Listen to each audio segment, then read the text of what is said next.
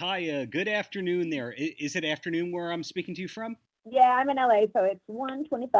Got it. Right on time then. Okay day so far aside from the world kind of imploding as of late? Everything's good over here. We've been up early with the new puppy that's about 4 months old, so I'm having to get up nice and early with him. But everything's good in Slamtown. Well, congratulations on the new movement that's going on with LOCA.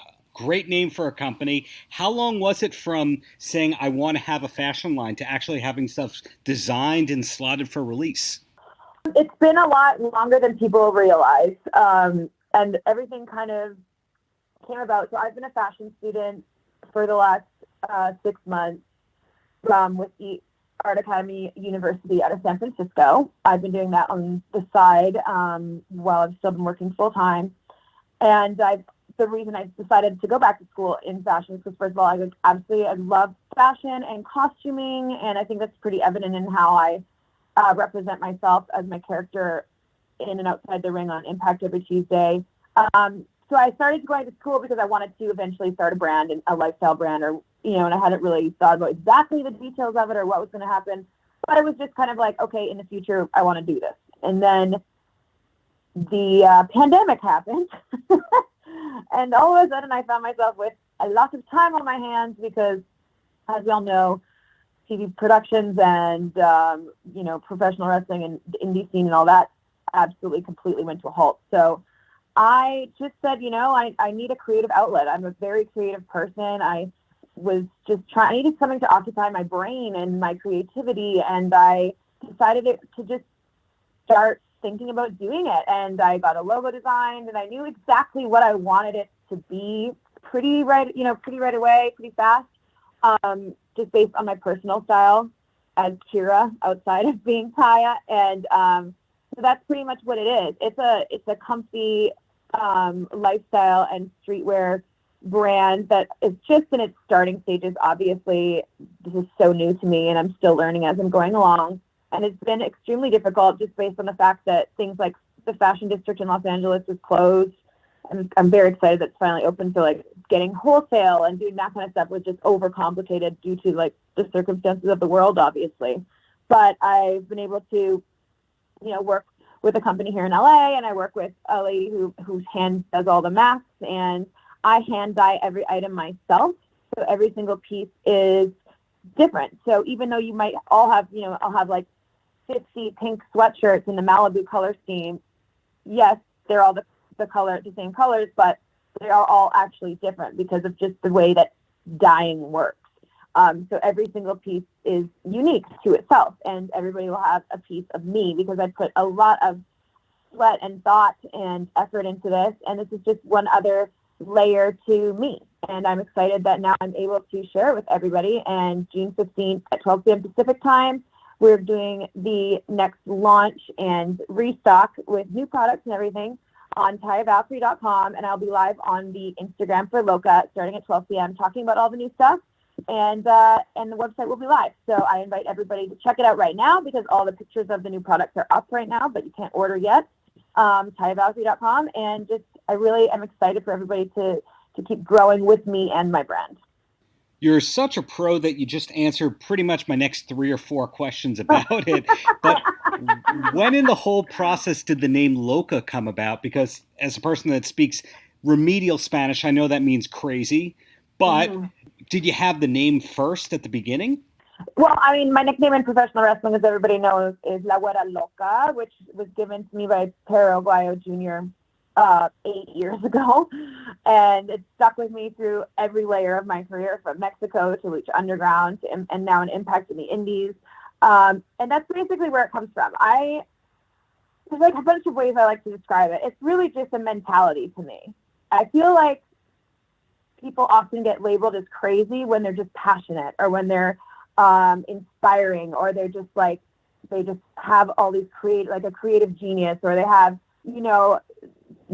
they're very motivated, and as a woman, guess what? We get called crazy a lot when we're outspoken, when we have, some ideas are outside of the box. And I've done a lot of that. I got a lot of ideas that are outside the box. My whole career has been outside the box. And so I think that that's what it is. It's a state of mind. It's a way of thinking. And I think it's for everybody, you know, and I want people to really think of like what makes them crazy and what is it that drives them to be nuts about whatever it is. You know what I mean? You can be loca about anything, honestly. And I think that that's what it represents. And people who follow LOCA on social media, even though it's about a month since it joined Facebook, will see Laurel Van Ness on there. Are we going to be seeing more people from Impact and related to Impact wearing the gear? Well, these are my friends that all are wearing it, and I just did a photo shoot within some of the new products, and you'll see that Famous B and Beautiful Brenda from Lucha Underground were on there. You know, Matt and Chelsea have been on there. It's just, and those like people that are buying my stuff, because guess what? My stuff is cool, and I'm proud of it, and I'm so thankful that my friends like it too, and it's showing through the pictures that I get sent from everybody. And I always ask everybody who buys my clothes, and I always feature them on the website and on the Instagram and Twitter to, you know, hashtag Chica Loca or hashtag Chico Loco, and I will share all the pictures of everybody wearing everything. So you should definitely check out the Instagram at LOCA by Taya Valkyrie and on Twitter at LOCA by Taya V, and you'll see everything up there. And back to Impact, you had a great match on the program this week. Is there any chance we'll ever see Jordynne Grace, though, wearing LOCA gear? I mean, if I let her, no. I mean, you never know. It's a sporty streetwear, and guess what? Jordynne Grace is pretty sporty. I think that this label is for everybody, and it's really a representation of me, even outside of my wrestling persona. It's for everyone, and I'm just happy that everybody feels comfortable in it, and it really makes me smile when I see all different people from all different walks of life wearing my clothes that I made. So I'll be thrilled no matter who wears it. And you are back on the hunt for the Knockouts Championship. Did winning that title the first time change your life in any way? I think it was a validation and kind of like that moment of like, okay, you know, just it's one of those things I always wanted to accomplish. You know, who doesn't want to win the biggest prize in women's wrestling and Impact Wrestling, you know? And I worked very, very, very, very hard. I know that I have only been wrestling, so to speak, in the U.S. for a certain amount of years, but people need to do their research about me and realize that, like, the amount of sacrifice and time that I spent learning different styles and living in Mexico and exposing myself to having different teachers and being in Japan and doing all these things. Like, I really know that I worked hard and I deserved that opportunity, and I ran with it. And I think it proves that I am really good at my job and I'm passionate about it, in the way that I became the longest reigning Knockouts champion of all time and the longest reigning champion in all of Impact history. And I will go after what is mine. And I know that, you know, that Knockouts title belongs with me, La Guara Loca.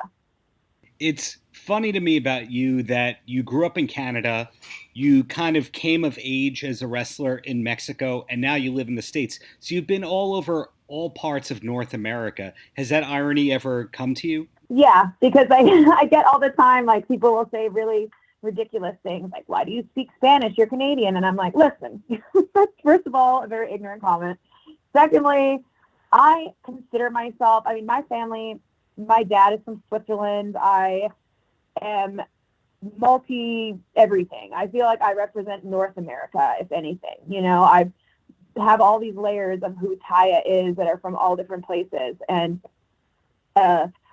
you know, I take and look back on it sometimes, and I'm like, oh my gosh, like, would I ever let my daughter do that?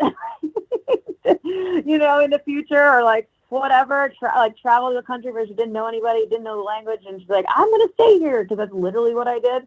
And it's crazy, but like, it's all just kind of played out with, you know, through hard work and sacrifice and craziness. And I'm just proud to represent an entire continent, because I do feel like that. I feel like I represent all of North America, and people try to label me as this or that, and I'm like, I'm North American. That is one of the nicest answers I could have gotten, so thank you for that. And as you pointed out, longest reigning champion, and you've held the championship longer than anyone, no matter the title and Impact per se. Is there anything in your wrestling career you haven't accomplished that you're still hoping to one day? I would absolutely love to, you know, just continue winning championships, no matter if it's labeled for a championship as a woman or labeled as a man. I don't think it makes a difference. I've wrestled every type of human, you know? So I feel like I deserve an opportunity to go after either the world championship, the X Division championship. Why are me and Rosemary not allowed to go after the tag championships? Why are they not, why don't we bring back the Knockouts tag championships?